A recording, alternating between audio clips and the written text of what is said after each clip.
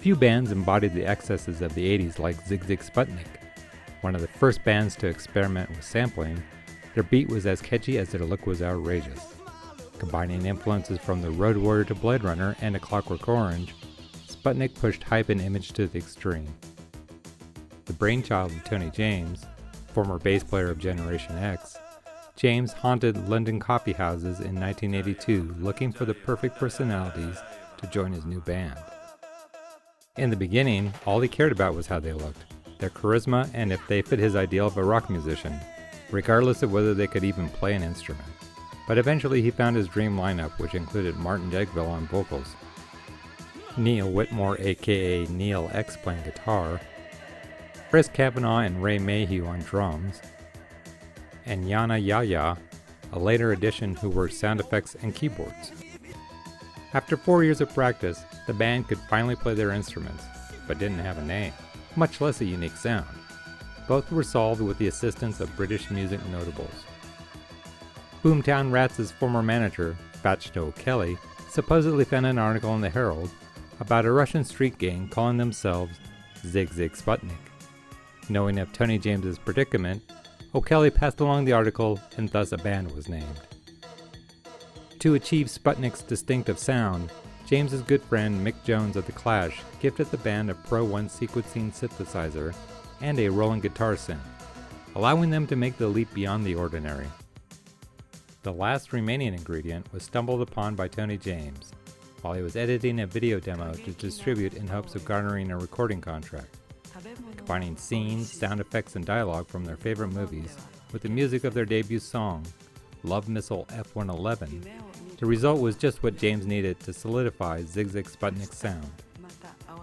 EMI came out the winner for Sputnik's contract with a signing bonus of £350,000, although at the time, rumors of the sum being £1 million was circulated, many ascribing the inflated report to James himself.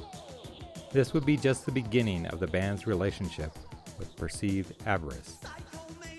Their debut album, Flaunt It, was produced by Joji Moroder, although there were questions on just how much influence he had in the final sound.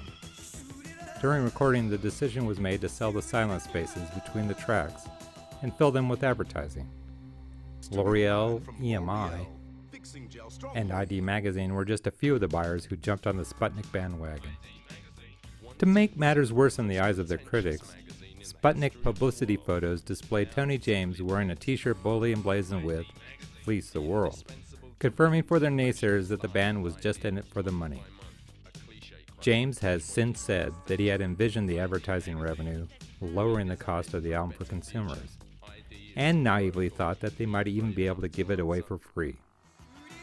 Controversy aside, Flaunt It was an upbeat, exciting collection of songs that combined techno, rockabilly, and alternative into an odd amalgam.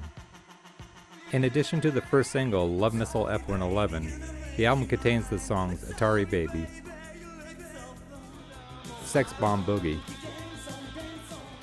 Rocket Miss USA, 21st Century Boy, Massive Retaliation, Teenage Thunder,